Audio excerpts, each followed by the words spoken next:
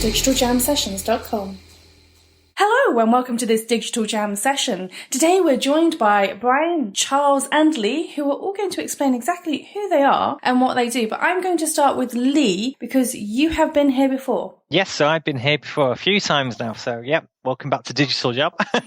So I'm Lee Starr. I'm a technical evangelist from Microsoft UK, and I'm responsible for helping game developers, educators and students understand more about the Windows platform and the opportunities of building games, content and services to Windows. Wonderful, thank you. And Charles, why don't you tell us more about your illustrious self? Well, my name is Charles Cecil. I'm the founder and the CEO, or managing director, as we like to call it in the UK, of Revolution. And I'm slightly proud in one way and slightly ashamed in another to say that we're actually celebrating our 25th anniversary. And looking back, I was actually quite young when Revolution started, and now I look quite old. And why don't you tell us what the title is that you publish as Revolution?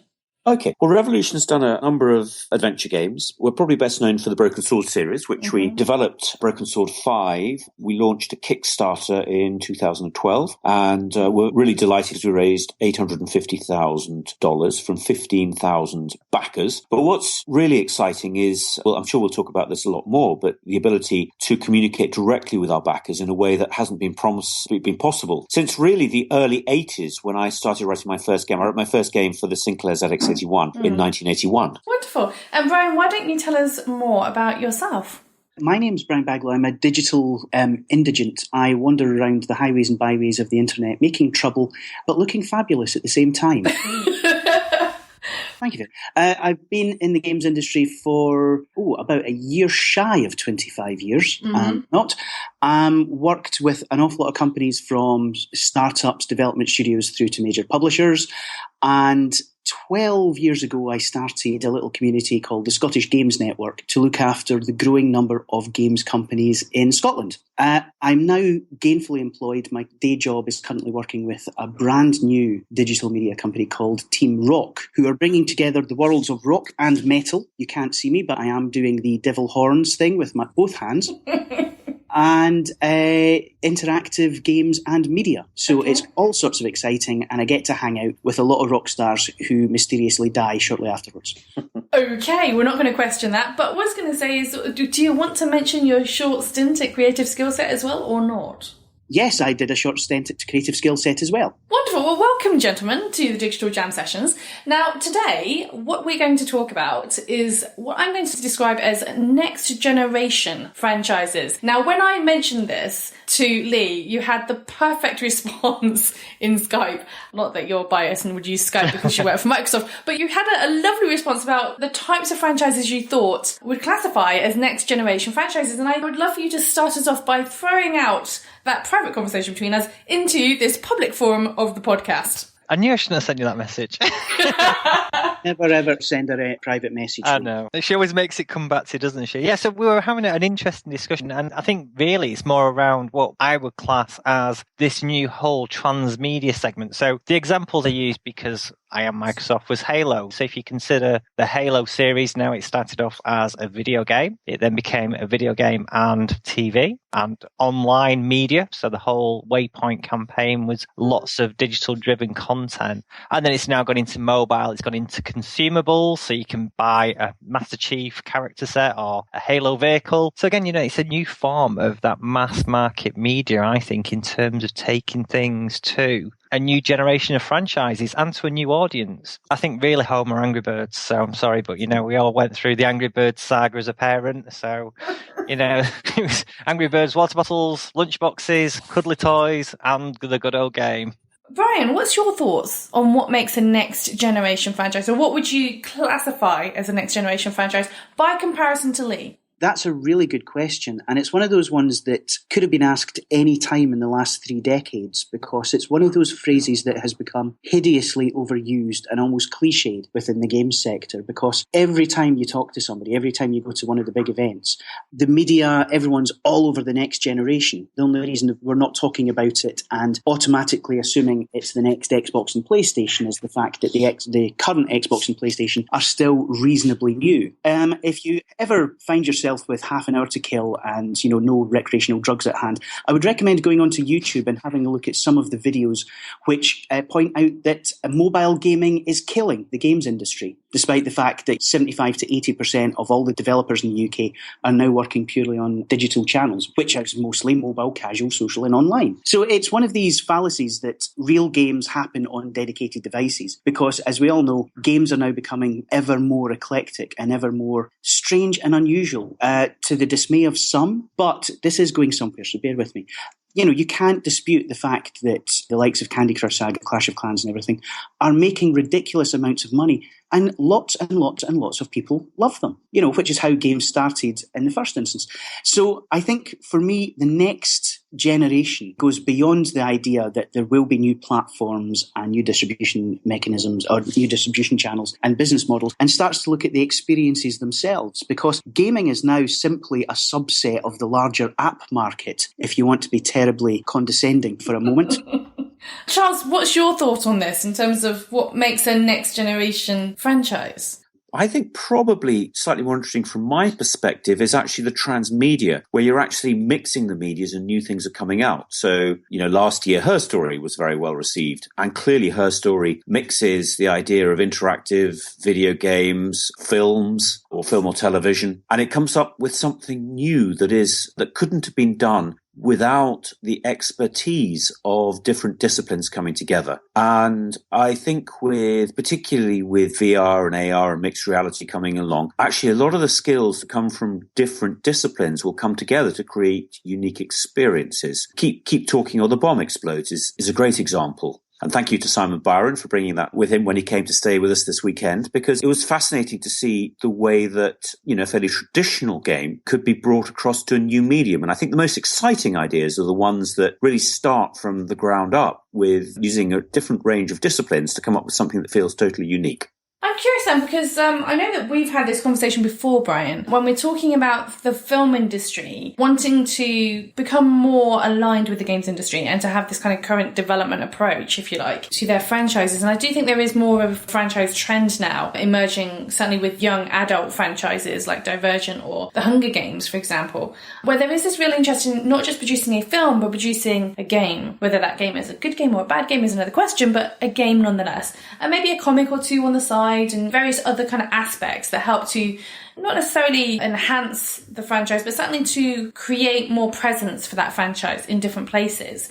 And I'm curious from your perspective, Brian, whether or not you consider that kind of ticking the box exercise almost as something that is contributory to this kind of next generation approach to franchise, or do you think it is just a case of a marketeer somewhere in a room saying, well, we need to have one of everything, let's just do it? I think the marketing approach does tend to dominate, although that is now becoming far less common than it was, because it was, guys, we absolutely have to have a game, and it's very, very easy to just fall into the trap of licensing intellectual property back and forward, so that you fire something out to a developer who may not have access to the finished product, who are under very, very tight restrictions as to what they can do in terms of anything resembling the plot of the movie itself. So that's why we've seen so many very poor games based on movie franchises, because they're essentially treated as marketing tools. But I think now we're getting an awful lot more people from the film sector who are genuinely interested in far more cooperative deals. And you're starting to see an awful lot more things coming through that are genuinely more interesting. Some of the great examples are the Inception app for the Christopher Nolan film, and something like action movie effects from J.J. Abrams' Bad Robot, where it had really nothing to do with a specific film, but it kind of used film techniques to create something really fun. And then, of course, it was used as a marketing tool, but that was bolted onto the overall experience. So as he did Star Trek, you could then teleport yourself or get shot with a phaser, that kind of thing. So it's starting to change. And I think an awful lot of the pressure from that is from out with the game sector, because movie companies are now recognizing that more and more people's primary point of contact with their content, the film, is coming through mobile devices. So what's your take then on somebody like Blizzard and Blizzard Studios now approaching kind of the whole, let's translate our game franchise into a film franchise approach? Come on, World of Warcraft is going to be absolutely awesome. The South Park... But let me rephrase the question. Do you think this is a good approach for game studios, bearing in mind that not everybody has a property like World of Warcraft? I think that's a really, really interesting point because there's no one size fits all anymore. And in the past, over the last couple of decades, we've only had one approach, which was the licensing one, which is why Electronic Arts, managed to come up with films as diverse as Harry Potter, Lord of the Rings and James Bond, and pretty much create the same experience, albeit dressed differently, across multiple titles. We don't have that anymore. There are huge companies, there are smaller companies, there are indie film development studios, there are studios that are now combining the best of both worlds. So you can't simply parcel it all off onto the marketing team or just do the IP transfer through a licensing deal anymore. I think the opportunity is there, and more companies are realising that it's not a question of just going, right, we tick the game box, but we now have an opportunity to do something huge. Well, Warners are a good example, aren't they? Because obviously they did Harry Potter and licensed the games to EA. But with the Batman series, they actually bought Rocksteady. So they are covering all bases, and I'm sure we all really admire the Batman games from Rocksteady. I mean, they're absolutely brilliant games. So clearly they're with a publisher that is covering both film, television and other areas and doing it in an utterly brilliant way. But don't you see this as just being transmedia? So, the likes of Disney have been doing this for a long time, Warner Brothers, Universal. I think I see all this as transmedia. I think where I see the new opportunities of franchises is more around the consumerization of how people deal with things. So let's take, for example, the good old interactive voting. Everybody used to vote via a red button a few years ago. Now everyone's voting via apps. And those apps are becoming far more immersive into that actual experience. So, let's look at X Factor. How much content was actually within the X Factor app? And I don't know what the stats were, but I can imagine there was far more people sitting on a couch with a second device, being far more involved in the second device screen than the TV screen, which should be the primary device in old terminology. So, in the old days. Yeah, I know Tanya doesn't watch anything live, so she probably didn't see it. Nobody needs to know that. But, this is where I think there's this huge opportunity of this whole, new merchandising model in that whole immersiveness of that experience and bringing it deeper. So X Factor travels with people wherever they go and they can watch that content, purchase the content, buy the tracks, vote on the track, comment on the track, etc. So I suppose the question for you then, Lee, in terms of this Microsoft ecosystem and the way that people are experiencing that content and carrying it and taking it with them in their pocket. You talked there about that second screen and first screen, or the differences between the second and first screen. Do you think that there are enough people creating experiences in franchises, deciding to choose to have multiple screen experiences within those ecosystems? Do you see that happen a lot, for example, with Microsoft Glass, for example? Everybody sort of gets into this way of delivering media, whether you take the big vendors like Sky, or everybody's now looking at how media and services can follow the consumer wherever they go. And it's really down to the consumer to when, how and where they consume that content. We've made big steps with the Xbox and, the ability to stream content to any Windows devices. So you don't have to be on an Xbox in your primary living room. You could be sat on the couch playing Halo on your Windows 10 device. So I think it's more around consumer choice now, and consumer choice of what device you use, what services you access, and again, how you want to access them. And I think that's been really evident to me in the way now people consume video content. So a few years ago, Netflix, Prime, etc., nobody would have been using. Now, predominantly, that's now becoming the number one way people consume that sort of content. And live TV has just died, as we know from our conversations. Yeah. But Charles, I'm curious from your perspective. Obviously, you have dual interest here because you also are involved with BFI.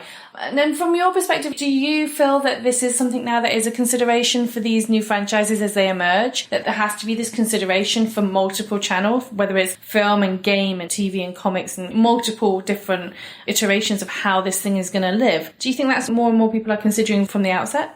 Yes, what a great question. I think it's quite clear that the large publishing companies were very content in what was happening before. They were selling games at retail. They controlled the route to market. And clearly, second screens, ways to interact have clearly disrupted that enormously. And in doing so, have thrown up opportunities for companies, which is now actually very much a combination between the huge companies like Sky and then smaller developers who can innovate. I have to say that from what we're doing, we are very much producing our games, our Broken Swords games, across multiple formats. Broken Sword 5 has been across 7 formats. So it's not an area in which we're actively engaging. at the moment. And I think probably Lee's experience is much greater than mine. I would like to throw in one other question. And if I can go back to the comments about film, and I mean, broadly, I think we can accept that most video game franchises that have been turned into films have not resulted in a great product. And Brian was talking about this earlier, and he was talking about the various reasons. I think one of the key reasons that we also ought to mention is the core relationship that the player has with their character. Clearly, in film or television, in a linear, passive experience, the audience is given plenty of time, particularly with film, to build an empathetic relationship with the character. Whereas clearly in a game, because you immediately control that character and you're being made to work, you expect right from the beginning to be motivated. And to be motivated, you need to have an empathetic relationship, some sort of empathetic relationship. And there are different ways of doing this. One is to come up with very archetypal characters. And Lee, if you don't mind me saying, in Halo, you've got the classic Starship Trooper. You know, the moment you see that character, it's really obvious. We've all seen Starship Trooper. And if he didn't behave like Starship Trooper, and if he didn't have a gravelly American voice, one, we'd be disappointed. And two, we wouldn't have an immediate empathy with them. And clearly that's one of the reasons why licenses work so well, because the moment you buy a Harry Potter game or a James Bond game, you immediately know what to expect. And one of the reasons that it works very well in that direction is because a film can build an empathetic relationship and then translate it directly into a game. Whereas in a game, the relationship's quite different. So you have to work very hard to make that character compelling, empathetic when it moves from a video game to a film or television. Do you think there might also be a certain degree of laziness as well in the translation of game to film, where there is almost that assumption that actually you don't need to do the hard work because this audience should really understand who this character is, for example? To an extent, but then going back to Brian's point, I think often it's done very lazily. And a budget is set, and X% of that, which is normally quite large, is to pay for a license fee, and total minus X% is then turns out to be a lot less than's needed to produce a good game. But on top of that, you have the structural problem of empathy, certainly. So my question then would be this, which is we're moving and kind of shifting towards, and I hate to bring it up, but it feels like it's time to bring up the whole VR thing. But considering that we're moving towards this generation of content that is going to be either VR, AR or MR, whether it's on the HoloLens or whether it's on Oculus, whatever that thing is, where actually there's going to be entertainment, where it is kind of a quasi experience. It's going to be a little bit cinematic in its theme and in the way that it's presented. But at the same time, the user experience is going to be very much a person shooter. It's going to be very much a game experience in some ways. And so when you look at it in that context, do you think that there is a bridge to be built here, Charles? My feeling with VR, you'll have to forgive me for saying this, is that you can actually write games generally that would go across multiple presentation formats. And so you could have a first-person shooter. Personally, I think the most engaging experience is one where you are actually stationary and you're exploring the world. So clearly a number of us, I'm sure all of you will have seen, for example, The Hobbit on Oculus, which looks utterly brilliant. Or indeed the example that I gave on the Gear VR of Keep Talking and the Bomb Won't Explode or whatever it's called, which again is a new approach. I think when you go to mixed reality, my sense is that you really need games that are written absolutely specifically because you can't just port, which offers enormous opportunities in many ways creatively, but is also a threat. Because clearly, while VR is in its infancy, you can port games for an added experience. I don't think you're going to be able to do that with VR because I think the games are going to have to be written specifically for that display format. And I think that might, certainly to begin with, limit the number of games that are available. Okay. So, Lee, because you should know better by now, I'm going to call you out on the message that you just sent me on Skype. What? So, that is nonsense. Is that No, it wasn't. Why did you invite that idiot? It wasn't Charles, honestly. No, but he has sent me an article that says one day you'll use Microsoft HoloLens to watch the Super Bowl. Care to elaborate, Lee? Yeah, this is something that was released, well, I think it was released today, actually, by the HoloLens team for the Super Bowl. So the Super Bowl 50 is this weekend. This is a commercial for the Super Bowl, which shows fans of the Super Bowl watching the Super Bowl in a new experience, so using HoloLens. So they've got different fields of angle, they can look at different scores, they can bring players in and analyse them and look at their performance statistics, they can replay the gameplay and look at how the actual play was worked out, you know, with overlays, etc. So it's a really cool video, actually. I think it's pretty cool of what that, as Charles said, the whole augmented reality and VR, but more importantly, the building of specific new experiences. And I think this is where the HoloLens team is at the moment within Microsoft. You know, we have the Share Your Ideas scheme, which the HoloLens team is literally going out to developers worldwide and saying, share us your idea and we might build it for you and use it as a showcase app. So I think we're trying to do lots of cool things to do exactly what Charles has said, is think about these as new experiences. Brian's in a perfect situation of Team Rock. What could you do with VR and instrument? Metal gigs, come on. Yeah. Take Guitar Hero to a new level. Actually, that is a good game right there, Brian. Yeah, we should try and get the license. I can't imagine anything more fun than watching 4 huge muscled guys with white and black face makeup and long hair in VR helmets pretending to play instruments. I think that's a good hour's entertainment right there.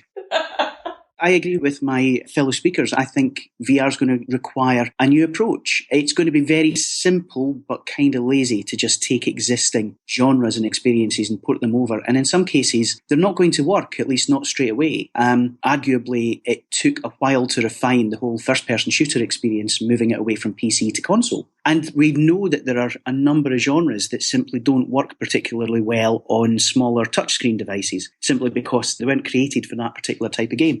I've seen an awful lot of VR, and it's astonishing the amount of it which is kind of like, yeah, I know exactly what this is, but I have to wear a visor, versus the number of things where you go, oh my God, that's so cool. This is the future. And I think it is going to require the transmedia approach and developers who are thinking beyond the standard blowing crap up, rescuing princesses or collecting coins to actually drive things forward and open up and show some of the opportunities that VR and, for me, augmented reality, even more excitingly, are really going to sort of bring to the table.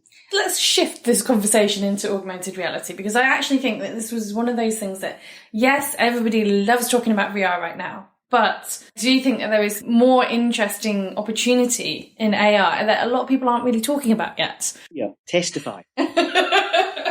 So, Lee, given that you're working with the HoloLens... No, I'm not working with the HoloLens. I have to stress that I'm not working with the HoloLens. Okay, given that you have a view on the HoloLens, from your perspective, in terms of the opportunity with just AR versus VR, or even a combination of the two, what is your sentiment in terms of the way that people are approaching AR right now? Because I think there's a lot of people who traditionally have been in the space for an awfully long time, but there hasn't been much movement towards kind of getting ahead of the curve, if you like, other than these big players like Magic Leap and what have you, who have vaporware right now and lots of smoke and mirrors, but there's no real promise in terms of AR right now, other than HoloLens. I think AR is kind of the hiding its light under a bushel at the moment. For me, I think it offers the freedom and the multi-platform experience that people are getting more and more used to and more comfortable with, and in some cases demanding. Earlier we mentioned the second screen experience. I've lost track of the number of very angry people at film festivals who have backed me into a corner at a networking event. Because I go on about mobile devices and the tablets and the second screen, and they're spraying cheap red wine spittle in my face, talking about the sanctity of the cinema-going experience, despite the fact that I do kind of provoke them and say going to a big building with a special bright light and a big white wall to watch a film seems a little, 19th century. The reality is that, I think as Charles said earlier... That's fighting talk. Oh, totally. I mentioned there was free cheap red wine, right? And I am Scottish. The accent may have given it away. But the reality is that consumers are going to drive forward the new technologies which are adopted. The games industry has collectively lost its poo over virtual reality, but it's going to be up to the consumers whether or not it works. They're the ones that have so much content and so much choice now that anything that's not immediately accessible and convenient and fits into their lifestyles is going to get shoved to the side. I refer the honourable lady and gentlemen to 3D televisions. True, very true. For which I still have not bothered actually turning on the 3D glasses I have for my TV, because quite frankly, it's not worth it. But first of all, thank you. Sorry, can I throw in? It was obvious at the time that 3D television wasn't going to work. Yes. It was a group of people who'd produced the technology. That was a classic case of technology attempting to lead the market. I'm going to go out on and it's not just being sycophantic because Lee's on this call.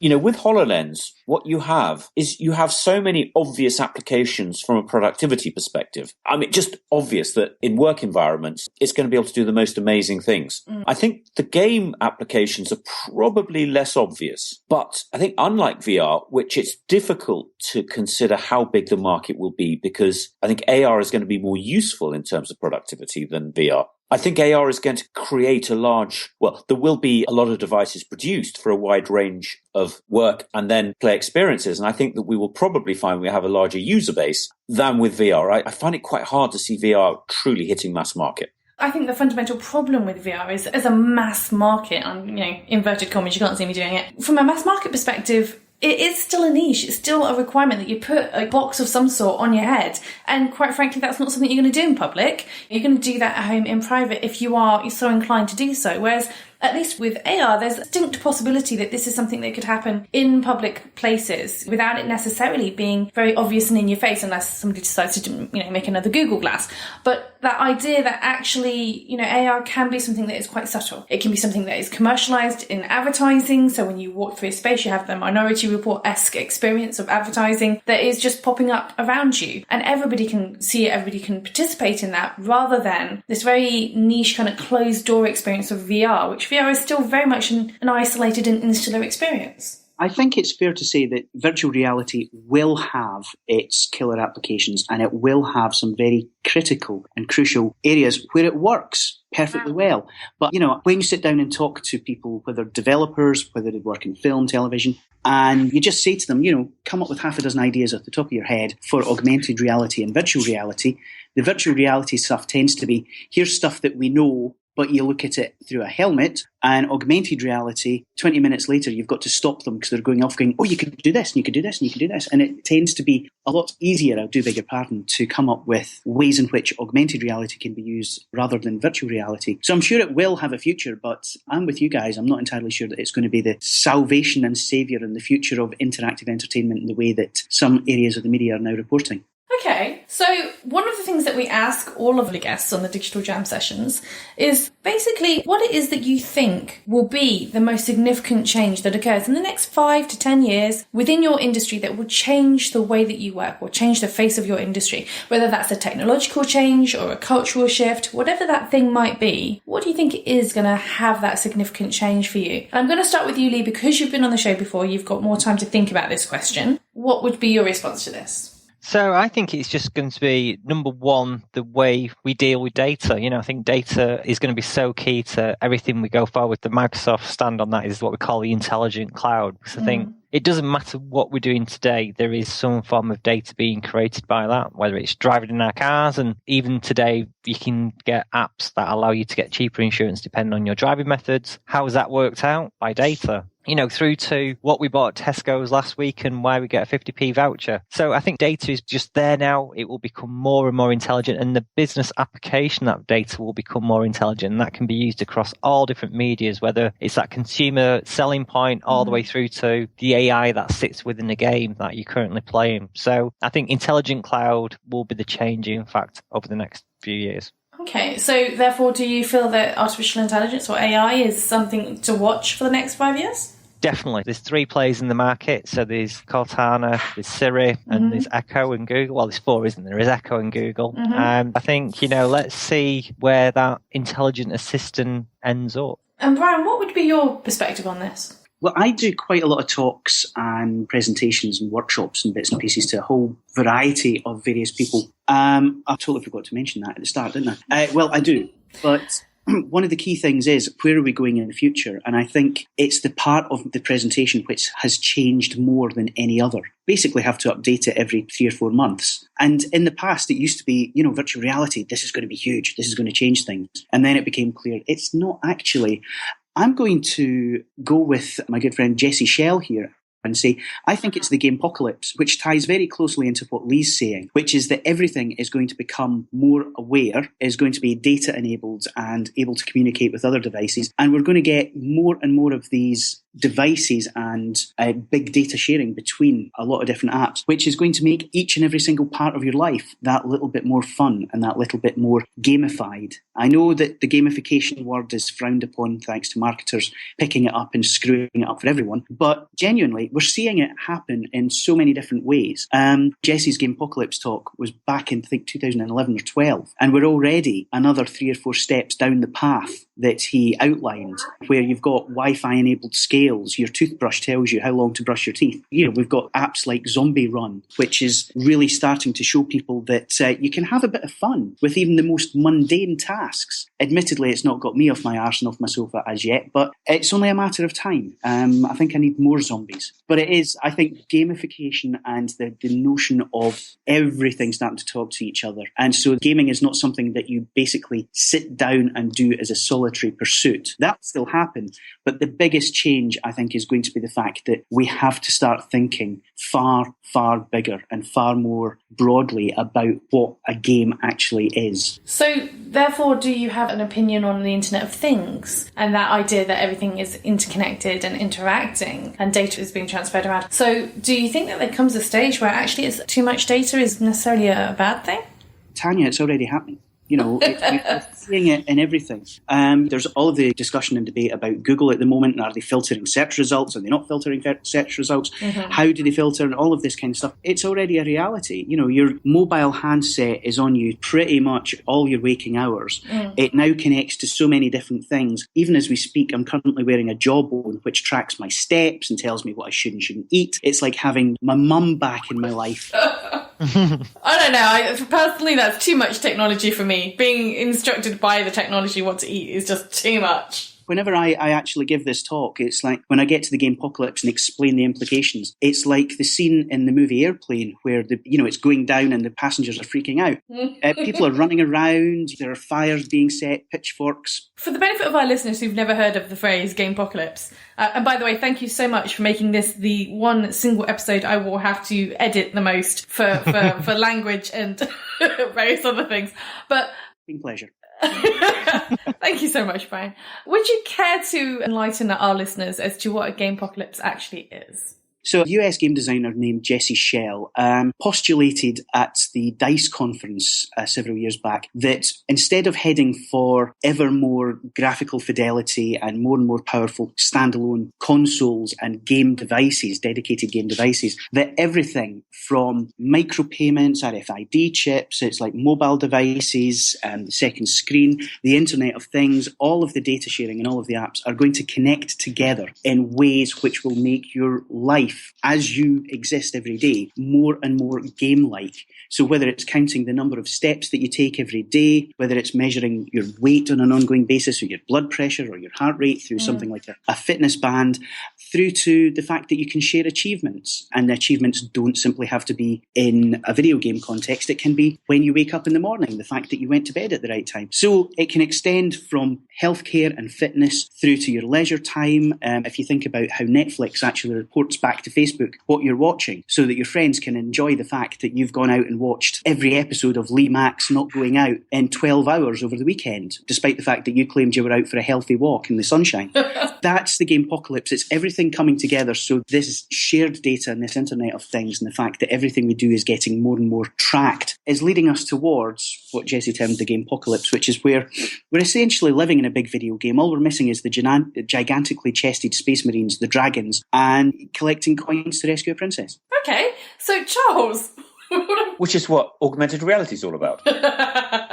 Hence back to Lee and HoloLens. So everything is circular, isn't it? Everything's all connected. It's all connected. But Charles, what's your view in terms of the next 5 to 10 years? What is that big shift going to be for you? Okay, well, I have the difficulty in that I've gone third. So all the best ideas have already been explained. I was trying to give you more time to think. Thank you. No, there is that. Xbox, Charles. A new Xbox, that's the future. What do you think it should be called? Xbox 2? I don't know.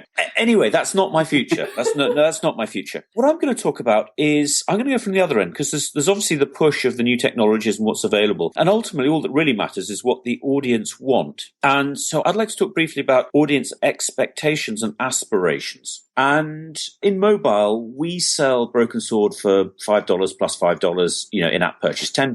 90% of revenues on iTunes come from free-to-play. And I'm very interested to wonder how, when that audience, free-to-play is great, it's built this massive audience. I'm very interested to know whether players will actually start to move away and do what we experienced with our Kickstarter, which is where people actually want to feel that they've got some sort of, they're part of the experience. And it's been extraordinary dealing with our Kickstarter backers, because what enthuses them is the ability to talk about something that they have a passion and talk to other people and build friends. And in a way that gets back to the Internet of Things, because people can communicate, because there are chat rooms, because people can both physically meet and virtually meet. It's created opportunities for them and for us that would have been unthinkable 3, 4, 5 years ago. So it is clear that ultimately audiences will drive the future, but they don't know what they want. They just know when they see it. So I'm going to put my money on the way that new opportunities arise for audiences to get involved with projects, new projects, exciting projects, partly funding, but more in terms of a community, giving feedback, being part of it, evangelizing, and in doing so quite reasonably and quite rightly feeling that they've actually had an impact on this project that they got really excited about in the first place. I'm liking the notion that there is inherent connection to all of these things. And by the by, just as a side note, Lee, you are a wonderful podcast guest, because quietly in the background, as we've all been speaking, he's been pinging me links to everything you're talking about. So this week's podcast notes will be very thorough, and there'll be lots of links to all of the things we've been talking about. Thanks to Lee. And are we allowed to say that Brian has just sent a little message saying SWAT? So, gentlemen, in closing, we like to make sure that our listeners have a way of being able to follow you and find out more about what you do and what you're up to. So if you would like to share with us your social media handle of choice, I will start with you, Lee. So mine is Lee Stott, so it's at Lee_Stott, STOTT. Wonderful, thank you. And Charles? I am quite simply Twitter at Charles Cecil, and that's Charles Cecil. No underscores or full stops, because I got in nice and early. Wonderful, early adopter. And Brian? You can find me in a number of locations, online, Twitter primarily. My own account is Flackboy, as in a PR flack, and it dates from my days as a young man. Or alternatively, if you're interested in the game sector in Scotland, you can find me at Scottish Games. Or if you really want to find out about the future of games meeting rock and metal, try at Team Rock Games. Great, I'm never going to be able to fit all of those handles in one tweet, but thank you, Brian. So if you have enjoyed this content, thank you for listening. Don't forget to subscribe and review. And thanks again for joining us on this Digital Jam session. digitaljamsessions.com